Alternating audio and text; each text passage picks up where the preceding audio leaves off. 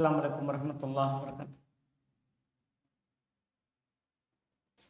Innal hamdalillah nahmaduhu wa nasta'inuhu wa nastaghfiruh wa na'udzu billahi min shururi anfusina wa min sayyiati a'malina.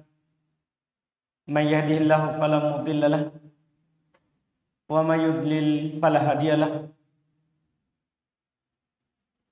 Asyhadu an la ilaha illallah wahdahu la syarika lahu wa asyhadu anna Muhammadan abduhu wa rasuluh. Sallallahu ala nabiyyina Muhammadin wa ala alihi wa ashabihi wa man tabi'ahum bi ihsan ila yaumiddin, amma ba'd.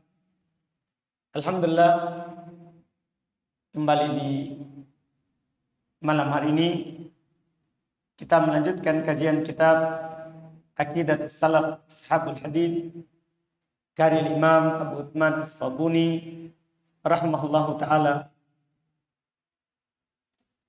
Kita masih dalam bacaan kita terkait dengan permasalahan yang belum singgung, bahwa di dalam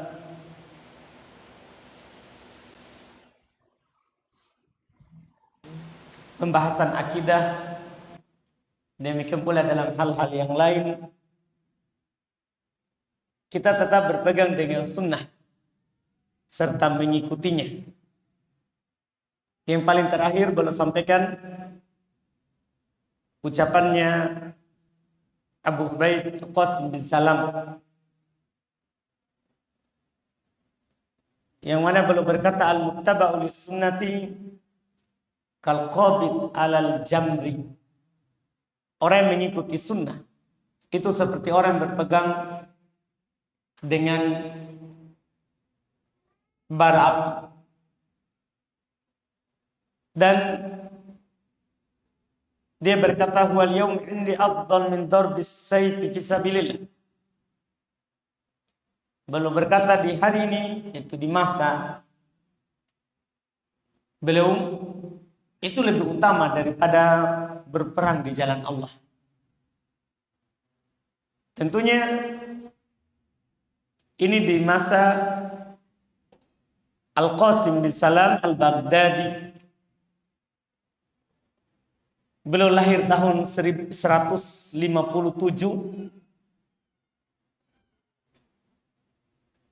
dan beliau meninggal di Makkah tahun 224 Hijriyah. Beliau punya umur 67. Ini beliau katakan masih di tahun 200-an Hijriyah. Maka bagaimana lagi kalau beliau hidup di masa kita sekarang ini? Tentunya lebih utama. Siapa yang berpegang dengan sunnah di masa kita sekarang ini, maka lebih utama daripada berjihad. Apalagi memang sekarang tidak ada jihad di jalan Allah Subhanahu wa ta'ala. Ini boleh katakan untuk menunjukkan utamanya berpegang dengan sunnah, berpegang dengan Al-Quran, dan berpegang dengan hadits Nabi Sallallahu Alaihi Wasallam di atas pemahaman para sahabat. Setelah itu belum masih menyebutkan periwayatan tentang hal tersebut. Kata beliau, wa ruwiya 'anil A'mash an Abi Duha an Masrukin qala, dan diriwayatkan dari Al-A'mash beliau Sulaiman ibn Mihran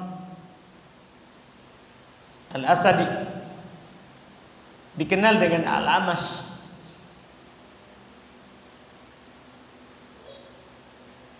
Dari Abu Duha ini Muslim ibn Subay Al-Hamdani.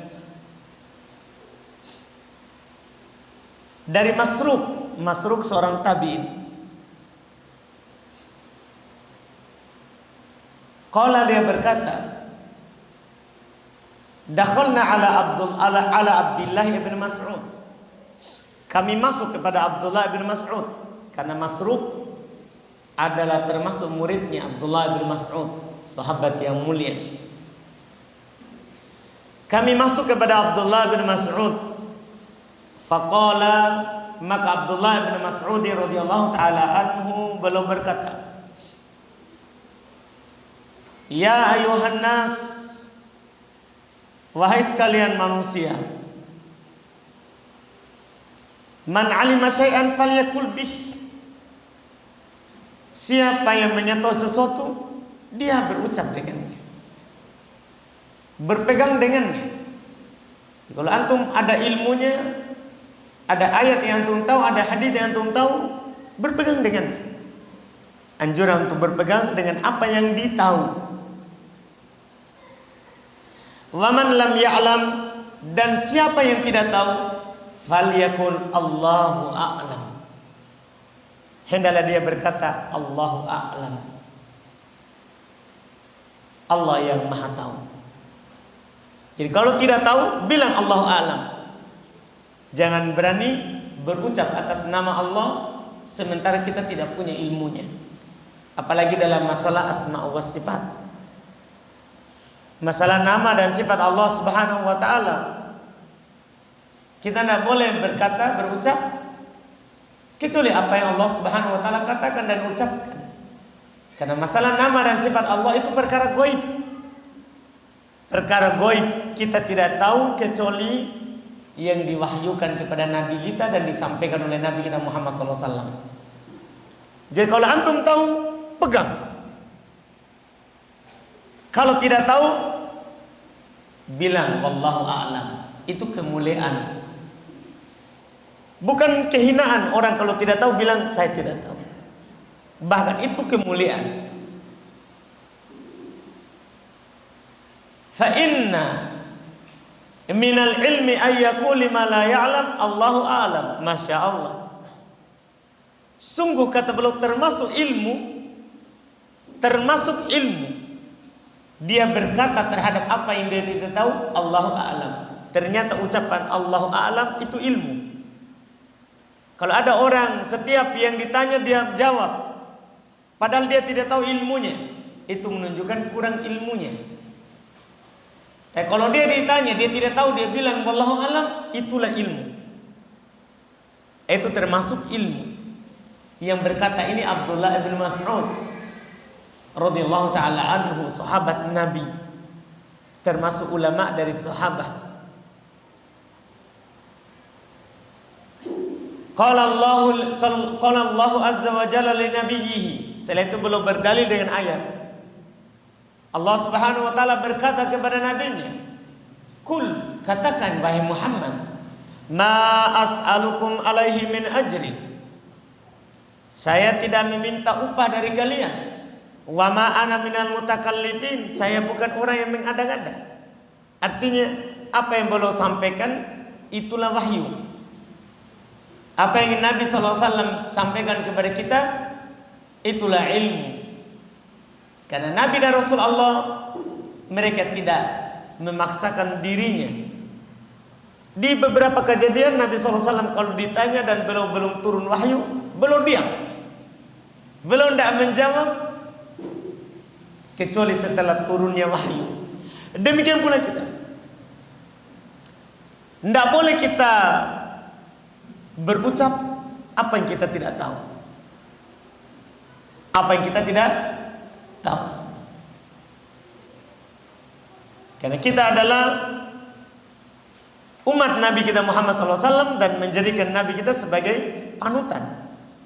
Termasuk di dalam menyampaikan sesuatu dan berpegang dengan sesuatu.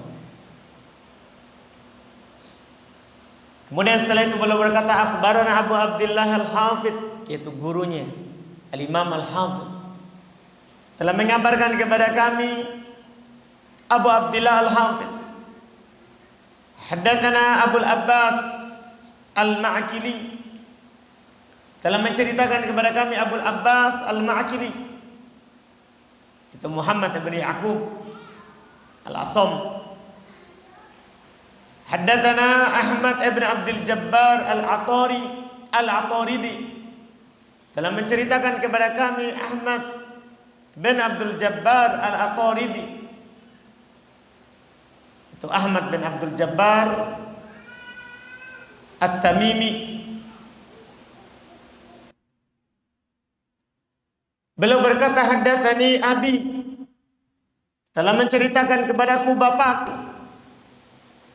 Iya, telah menceritakan kepadaku bapak. Bapaknya beliau adalah Abdul Jabbar. Kan tadi beliau bernama Ahmad.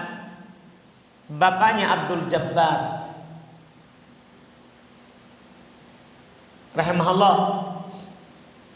Bapaknya bilang, haddatsani Abdurrahman Ad-Dabbi, telah mengabarkan dan menceritakan kepadaku Abdurrahman Ad-Dabbi Anil Qasim ibn Urwah, dari Al-Qasim ibn Urwah an Muhammad ibn Ka'ab Al-Quradi, dari Muhammad ibn Ka'ab Al-Quradi. Qala, dia berkata, ini ilmu Masya Allah, penukilannya dengan sanad. Dakhaltu ala Umar ibn Abdul Aziz, saya masuk kepada Umar ibn Abdul Aziz. Faja'altu anzur ilaihi nadran shadidan, maka saya mulai memandang kepadanya dengan pandangan yang sangat, maksudnya dia tatap. Faqal, maka berkata Abdul Aziz ketika beliau dilihat oleh Muhammad ibn Ka'ab Al-Quradi, innaka latanzur ilayya nadran ma kunta tanzuruhu ilayya wa ana bil Madinah. Kan ini di Kufah. Kamu melihat kepadaku, sebelumnya kamu tidak lihat saya seperti itu di Madinah. Ada apa? Kenapa sekarang kamu lihat saya seperti itu? Fakultu, saya berkata, yaitu kata Muhammad ibn Ka'ab Al-Quradi rahimahullah,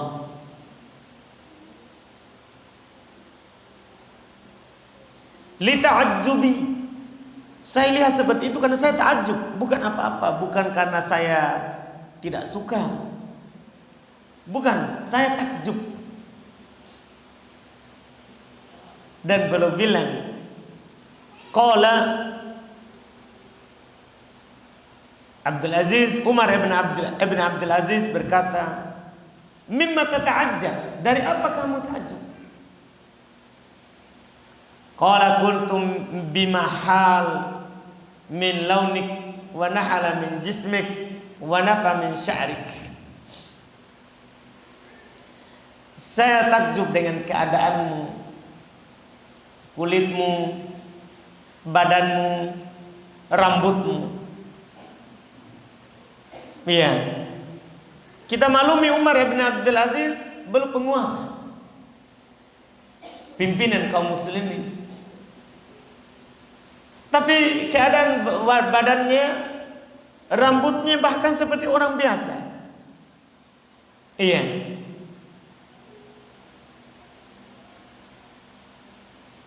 Setelah itu beliau berkata, iya, ketika beliau melihatnya di Madinah, setelah itu safar kembali ke Kufah, dia lihat ada perubahan, warna kulitnya, rambutnya sudah napa, artinya sudah acak-acakan. Iya.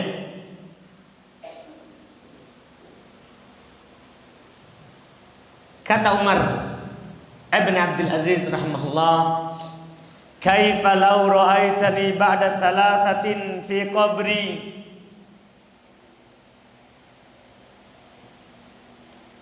bagaimana kalau kamu melihat saya setelah 3 hari dalam kuburanku? Udah salat hadaqatai ala wajnatai,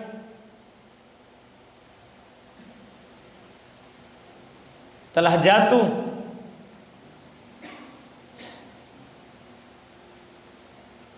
kedua daging pipiku dari pipiku. Wasalaman khirai fi fami, dan telah mengalir dari dalam ke mulutku sodidan, nanah artinya sudah membusuk. Kuntali asyadda nukratan, maka kamu akan lebih membencinya. Haddatsani haditsan kunta haddatsani an Abdullah bin Abbas. Masya Allah, ciri sampaikan kepadaku satu hadis yang kamu dengar dari Ibn Abbas. Qala qultu, maka dia berkata, saya berkata, karena ketika seorang menginginkan untuk disampaikan hadis kepadanya, dan kalau kita punya, sampaikan. Karena Nabi SAW bersabda, ballighu anni walau ayah, sampaikan dariku walaupun satu, kalau kita punya. Demikian pula Nabi SAW juga menjelaskan, idastansohat fansoh, kalau ada saudaramu meminta nasihat, nasihati. Maka belum menyampaikan hadis, haddatsani Abdullah ibn Abbas. Ini indahnya kehidupan orang dulu seputar hadis Nabi sallallahu alaihi wasallam. Tidak ada ucapan si fulan. Karena dengan hadis kita tidak berselisih. Kita tidak akan berselisih. Banyak perselisihan kan, orang kadang masing-masing mengutamakan dan mementingkan gurunya dan mempertahankan apa yang dikatakan oleh gurunya, bukan melihat hadis, bukan melihat hadis. Ini masalah. Ini adalah masalah. Padahal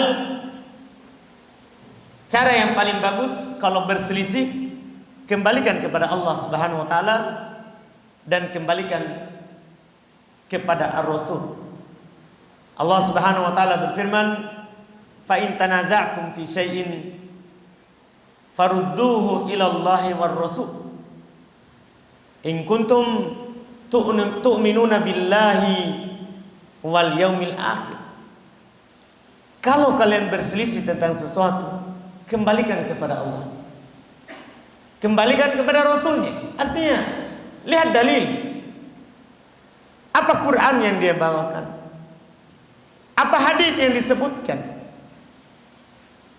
Apa hadis yang disebutkan? Kalau memang kalian beriman kepada Allah dan beriman kepada hari akhirat, dzalika khairun, itu lebih baik. Yang mengatakan ini Allah Subhanahu wa taala. Dzalika khairun, itu lebih baik. Wa ahsanu ta'wila, dan lebih utama akibatnya. Jadi kalau seandainya setiap orang ada perselisihan, melihat dalil masing-masing, itu akan lebih baik.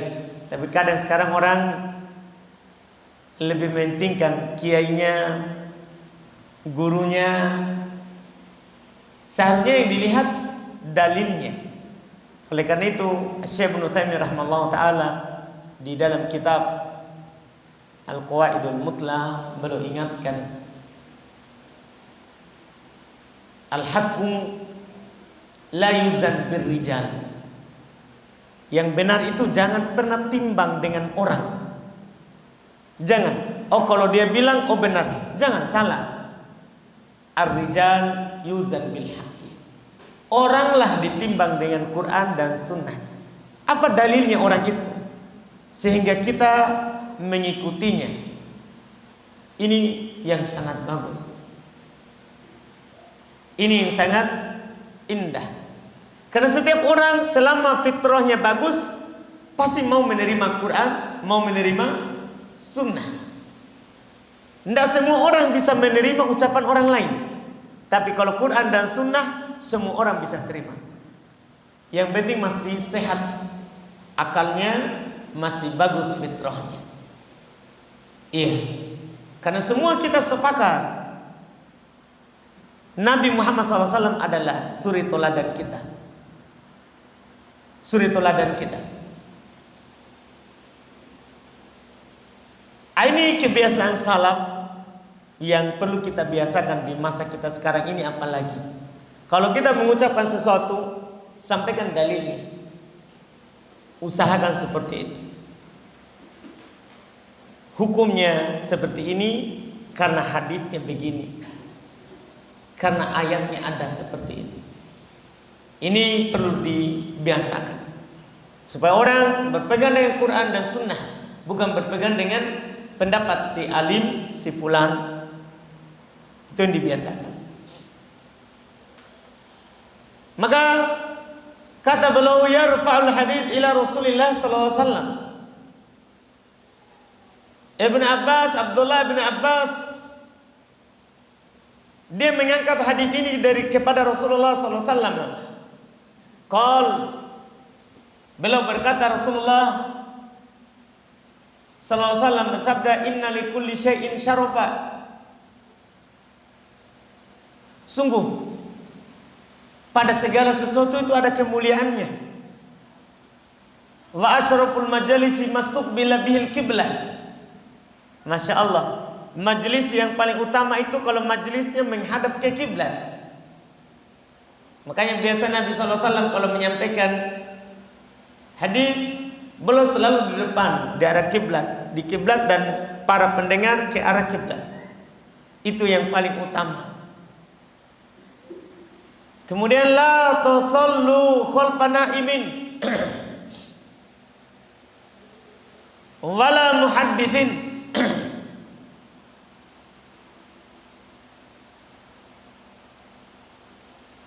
Jangan kamu sholat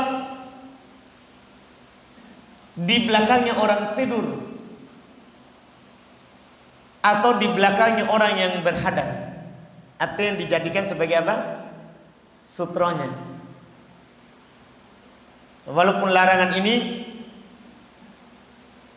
adalah sudah dibatalkan karena pernah Nabi SAW sholat di depannya Aisyah tidur. Tapi ini penyampaian hadis yang belum dengar, penyampaian ilmu. Wa qatulul hayyata wal aqrab wa in kuntum fi salatikum. Masya Allah. Bunuhlah kalajengking, bunuhlah ular dan kalajengking, walaupun kalian sedang dalam sholat. Misalnya kita lagi sholat, kalajengking ada lewat atau ular lewat, bunuh, karena kalau tidak dia akan membunuh kita. Boleh walaupun kita dalam sholat, dan tidak membatalkan sholat. Iya, itu tidak membatalkan sholat.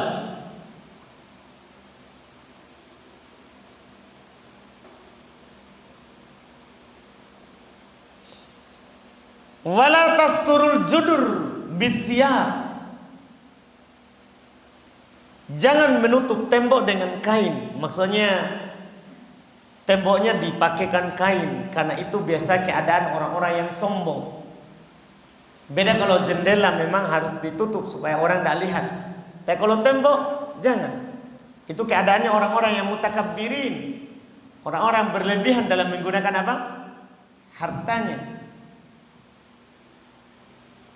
Wa man nadara fi kitabi akhihi bi ghairi idnihi fa inna ma yanzuru fin nahr. adab. Siapa yang melihat dalam kitab saudaranya tanpa izinnya, maka sungguh dia lihat neraka. Sama dengan kita sekarang lihat HP saudara, tidak boleh. Iya, tanpa izin. Istri sembunyi-sembunyi lihat HP-nya suaminya. Suami juga ya tanpa izin, tapi tanpa izin. Karena kadang ada dari pembahasan mereka istri dengan temannya, tidak bisa kita baca, tidak boleh kita baca. Karena kadang itu menyebabkan nanti kita terfitnah dengan temannya istri, ini tanpa izin, tidak boleh. Apalagi sesama teman yang lain, tidak boleh melihat ke kitabnya tanpa izinnya. Ala unabbi'ukum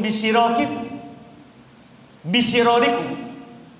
Maukah saya kabarkan? Jadi ini hadis panjang belum sampaikan. Maukah kalian saya kabarkan kepada kalian orang yang paling buruknya di antara kalian? Ini untuk dihindari. Karena kita mengetahui yang buruk bukan untuk melakukannya, tapi untuk menghindarinya. Qalu bala ya Rasulullah. Para sahabat yang hadir berkata, iya wahai Rasulullah.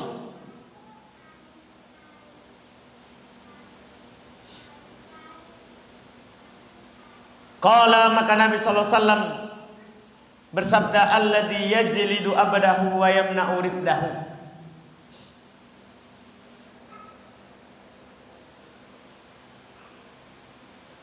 Dia adalah seorang yang selalu mencambuk budaknya. Sekarang kita alhamdulillah tidak ada budak. Dan tidak membantunya. Tidak membantunya. Wa yanzilu wahdahu. Dan dia kalau turun hanya turun sendiri, kalau makan makan sendiri.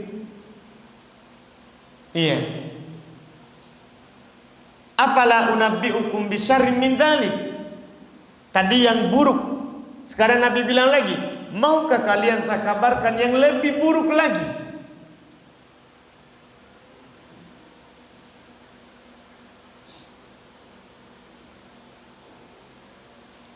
Kata Nabi, alladzi yubghidun nas wa yubghidunahu.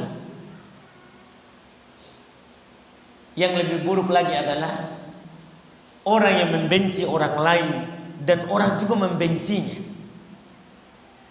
Orang juga membencinya. Itu orang lebih buruk lagi dari yang dari tadi. Dia benci orang dan orang juga tidak suka pada dia. Iya. Karena dalam syariat kita dianjurkan berbuat baik kepada tetangga, kepada tamu, kepada teman. Bahkan dalam syariat kita terkait dengan orang tua, kalau orang tua kita sudah meninggal, sunnah kita berbuat baik kepada temannya orang tua. Terkait dengan hubungan suami istri yang diikat dengan pernikahan, termasuk hak istri adalah suami berbuat baik kepada keluarganya istri. Demikian pula sebaliknya, termasuk hak suami, istri berbuat baik kepada keluarganya suami. Kepada keluarganya. Itu orang baik, itu ciri yang baik. Dia baik terhadap tetangganya. Ciri orang yang tidak baik, dia benci semua orang. Orang juga membencinya. Orang juga membencinya. Kalau ada orang buruk akhlaknya, ya kita tidak ikuti akhlaknya, tapi kita tetap berbuat baik kepadanya. Masalah buruknya akhlaknya itu urusan dia. Kita tetap berbuat baik kepadanya. Pernah salah seorang datang kepada Nabi SAW sebelum dia sampai. Nabi katakan kepada Aisyah, ini orang paling buruk. Tapi ketika dia sampai, Nabi melayaninya. Sampai Aisyah bilang, tadi bilang ini orang buruk, tapi saat dia datang engkau layani. Nabi jelaskan. Iya. Bahwa tidak boleh kita menjadi sebab orang itu lari. gara-gara perbuatan kita. Masalah dia orang yang buruk, itu urusannya. Kita tetap berbuat baik kepadanya. Iya. Karena jangan sampai kita masuk dalam orang yang paling buruk. Iya. Setelah itu, apalah unabbi'ukum bisyarrim min dzalik? Masih lanjut. Maukah kalian kabarkan yang lebih buruk lagi daripada itu?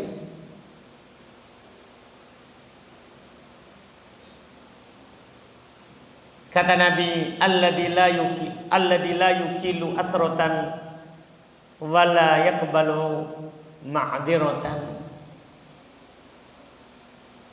Tidak, dia adalah orang yang tidak pernah menghargai kebaikan orang lain, terus tidak bisa menerima udzur.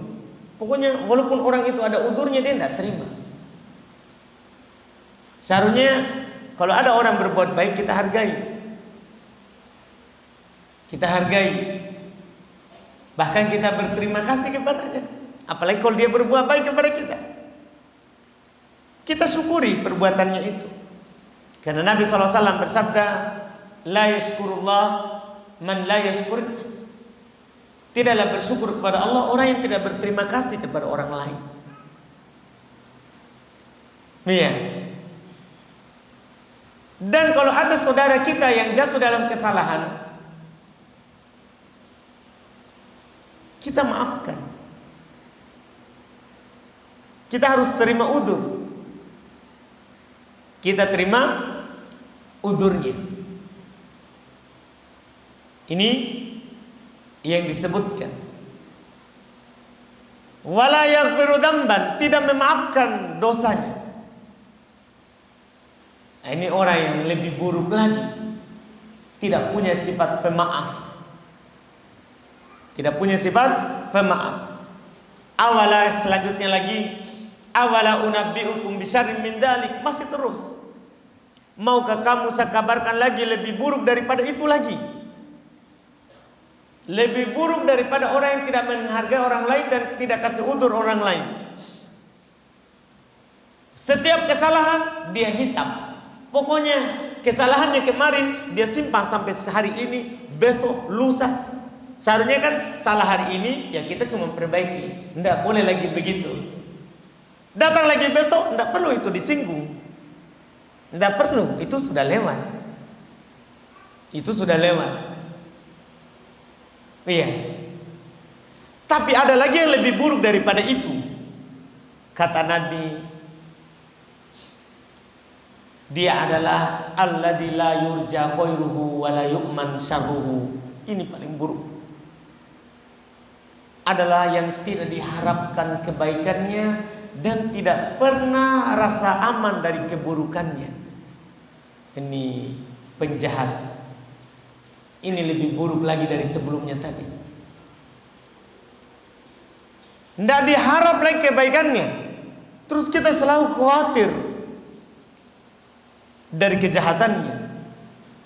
Ini lebih buruk daripada sebelumnya. Dan Nabi lanjutkan, man ahabba ayyakuna aqwan nas. Tadi kan yang buruk-buruk, sekarang yang baik-baik. Beliau berkata, man ahabba ayyakuna aqwan nas. Siapa yang senang menjadi orang yang paling kuat dari manusia, falyatawakkal 'ala Allah. Maka hendaklah dia bertawakal hanya kepada Allah. Karena kekuatan itu bukan dengan badan. Nabi SAW bersabda, laisal qawi bisurah. Bukan kekuatan itu kita jago bergulat. Bukan. Iya. Kekuatan sebenarnya adalah kita baik hatinya, ibadah-ibadah hatinya kuat, termasuk bertawakal. Ini langsung Nabi SAW katakan, Apakah kalian senang untuk menjadi orang yang paling kuat? Kata Nabi, "Falyatawakkal 'alallah." Hendaklah dia bersandar kepada Allah saja. Kalau dia sudah berusaha. Ada seorang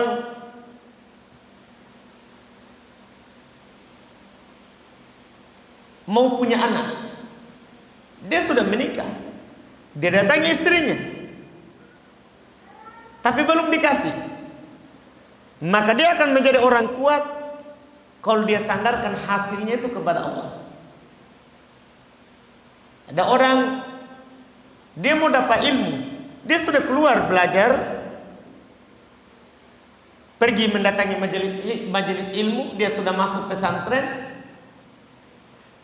Tidak boleh dia bersandar pada dirinya atau hafalannya. Tidak boleh. Kalau dia mau jadi orang yang paling kuat, harus bersandar kepada Allah. Saya sudah tempuh sebab, hasilnya Allah yang atur. Ini uraiannya ucapan ini sangat panjang dan sangat banyak. Dalam segala contoh yang kita lakukan dalam kehidupan ini bisa diarahkan dalam hadis ini. Siapa yang menjadi orang yang paling kuat, siapa yang mau menjadi orang yang paling kuat, maka hendaklah dia selalu bertawakal kepada Allah. Itu paling kuat. Sekarang berikutnya lagi, kalau mau menjadi orang yang paling kaya, kata Nabi SAW, "Waman ahabba ayyakuna agnan nas." Dia dan siapa yang cinta, suka menjadi orang yang paling kaya, paling kaya. Apa caranya? Kata Nabi, "Falyakun bima fi yadillah awsaq minhu bima fi yadi ghairihi." Hendaklah apa yang ada di tangan Allah lebih dia percayai daripada apa yang ada di tangan selain Allah. Iya. Dia lebih percaya terhadap rezeki yang telah ditentukan oleh Allah daripada di orang. Daripada di orang. Inilah orang yang paling kaya. Karena nanti apapun yang diberi kepadanya dia akan merasa cukup. Itu kekayaan sebenarnya. Kekayaan yang sebenarnya.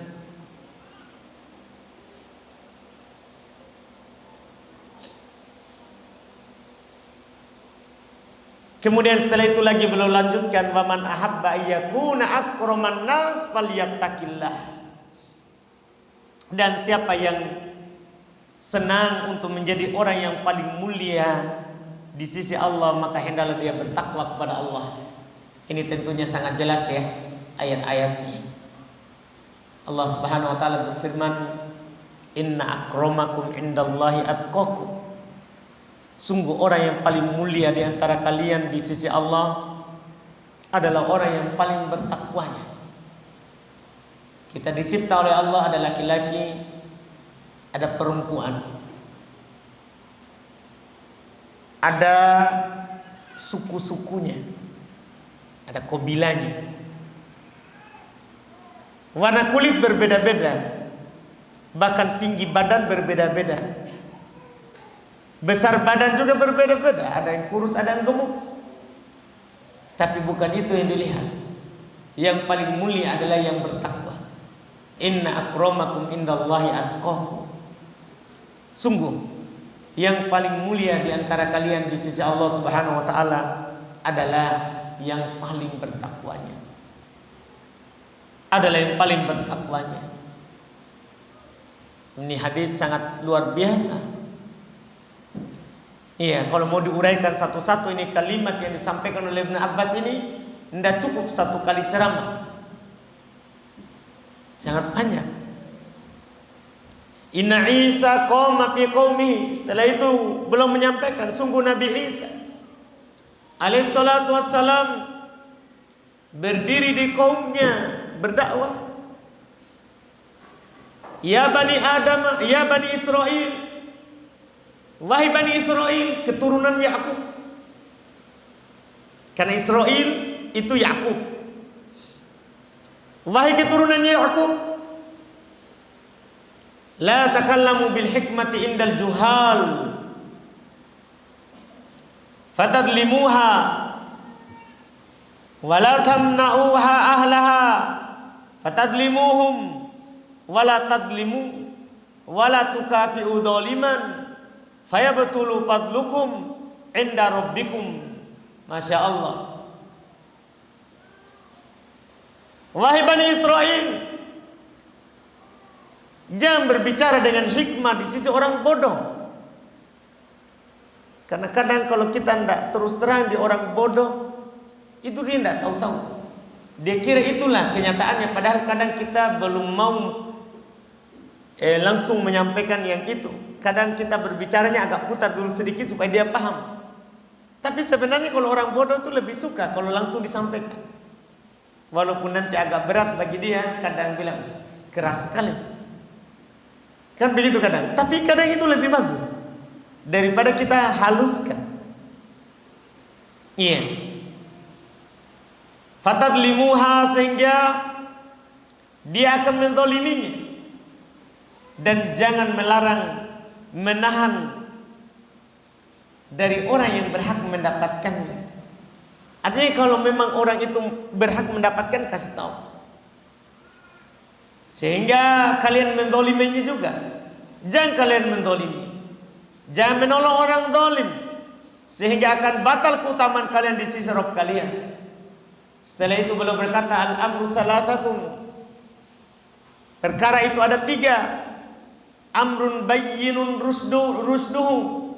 Ada perkara jelas petunjuknya. Wa amrun bayyinun goyyuhu. Ada perkara jelas sesatnya. Fajtanibu, maka tinggalkan. Wa amrun ukhtulifa fihi. Ada juga perkara yang diperselisihkan. Jadi perkara itu ada 3. Jelas petunjuk, ikuti. Jelas kesalahannya, tinggalkan. Yang ketiga, amrun ukhtulifa fihi. Ada perkara yang diperselisihkan. Fakilu ilallahi azza wajal. Kalau ada seperti itu, kembalikan kepada Allah. Jangan kembalikan kepada si fulan, si allan. Ini cara. Tadi ana sudah bacakan sama antum ayatnya. Fa in tanaza'tum fi syai' farudduhu ilallahi war rasul. Kalau kalian berselisih tentang suatu perkara, kembalikan kepada Allah dan Rasul. Iya. Jadi kalau ada perselisihan, kembalikan kepada Allah. Apa dalil Quran dalam masalah ini? Apa dalil hadis dalam perkara ini? Apa pendapat sahabat? Kalau kita tidak paham terkait dengan maknanya, ini alhamdulillah selesai masalah wajibnya ittiba, wajibnya mengikuti, dan tercelanya membuat ibtidah, membuat perkara baru. Setelah itu beliau akan menyampaikan perkara-perkara yang terjadi nanti di hari kiamat, bahkan dimulai dengan kematian, nanti kemudian dibangkitkan. Beliau akan berbicara tentang syafaatnya Nabi sallallahu alaihi wasallam. Ya, beliau juga akan berbicara nanti tentang telaga Nabi sallallahu alaihi wasallam. Beliau akan berbicara tentang neraka dan surga. Beliau akan berbicara tentang orang-orang yang beriman akan melihat Rabb-nya. Beliau akan berbicara tentang kekalnya surga dan neraka. Beliau akan berbicara nanti juga tentang keimanan. Nanti mungkin lebih ringan kita bahas yang itu, karena sudah pernah juga disampaikan di kitab sebelumnya, kitab Lumatul I'tiqad. Insyaallah ta'ala kita akhirkan di pertemuan yang akan datang. Kita cukupkan, kita adzan dulu, baru kita tanya jawab sedikit. Alhamdulillah.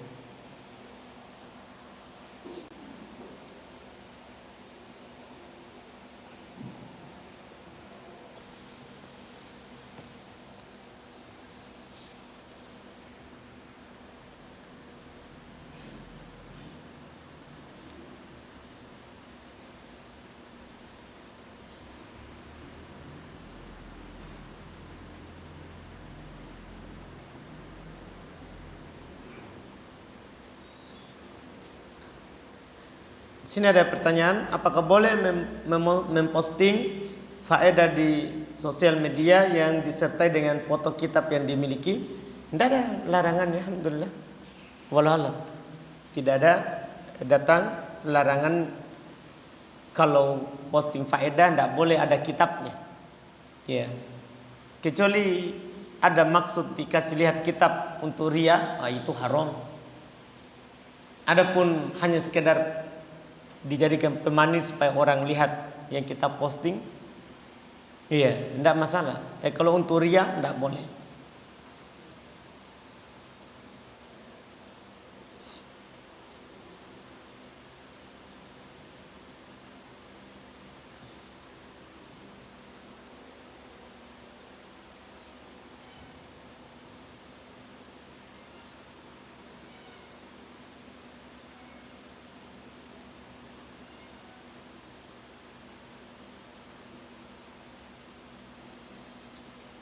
Ciri-ciri orang yang meninggal dalam keadaan husnul khotimah, apakah berlaku bagi semua makhluk, baik muslim non muslim maupun pelaku bid'ah? Karena ada beberapa hadis yang telah kami rangkum, misalnya meninggal di hari Jumat atau meninggal dalam keadaan sujud, itu juga banyak kami temui pada pelaku bid'ah dan juga non muslim. Iya, apakah di akhir hayatnya saat sakratul maut mereka dapat hidayah? Kalau yang terakhir wallahualam. Adapun yang pertama belum tentu, karena setiap amalan dan keutamaan itu ada namanya syarat dan ada namanya penghalang. Kalau ada pelaku bid'ah meninggal di atas hal itu, bisa saja itu adalah fitnah, ujian bagi manusia yang dijadikan oleh Allah Subhanahu wa taala, sehingga orang setelahnya malah menjadikan perbuatan itu sebagai dalil akan benarnya. Belum tentu. Intinya semua amalan itu ada syarat dan ketentuan. Ada syarat dan ketentuannya. Untuk mendapatkannya ada ketentuannya. Iya, dia adalah orang yang secara umum dia berada di atas agama. Dia ada di atas agama yang benar. Tidak bisa kita pastikan seperti itu. Tidak bisa kita pastikan. Ya, dan kadang bahkan ahli syirik kadang meninggal dalam keadaan sujud. Nah, bisa saja dia sujud kepada setannya, tapi kan kita tidak tahu. Kita tidak mengetahuinya. Iya. Ini kita tidak bisa berbicara dengan itu. Kita hanya menilai zahir saja dan dilihat dari kehidupannya. Dilihat dari kehidupannya. Kalau dia orang baik maka baik, kalau dia orang buruk maka buruk. Wallahualam. Apabila kami membaca surat atau doa solat dan bertepatan saat kami menguap, apa yang harus kami lakukan? Apakah bacaannya diulang, di stop, atau dilanjutkan saja karena khawatir ketinggalan imam? Iya. Kalau pas menguap, tahan menguapnya semampunya. Nabi SAW katakan seperti itu, idza tasa'aba ahadukum falyaruddahu mastata'a. Apabila salah seorang dari kalian menguap, dia tahan semampunya. Dia tahan semampunya. Kalau menguap. Iya. Masalah bacaannya, boleh dia stop dan dilanjutkan setelahnya. Dia stop dan dilanjutkan setelahnya. Nanti takut ketinggalan imam. Menguap itu orang menit, detik, bukan menit. Tidak ada orang menguap 2 menit, 3 menit. Iya. Apa yang dia lakukan itu kayaknya tidak kembali mulutnya. Kan susah. Menit itu kan detik hitungan menguap.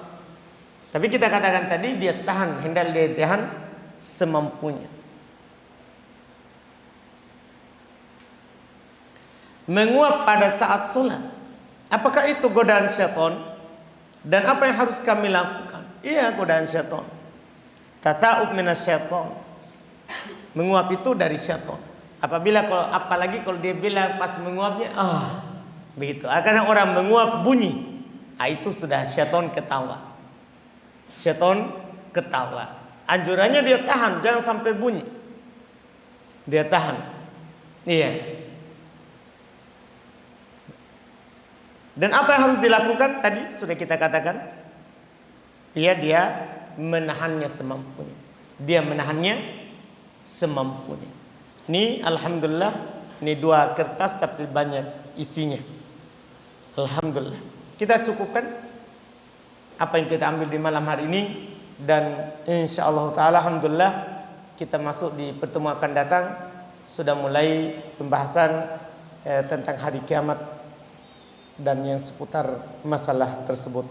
Kita cukupkan. Subhanakallahumma hamdik, asyhadu an la ilaha illa anta, astaghfiruka wa atubu ilaik. Assalamualaikum warahmatullahi wabarakatuh.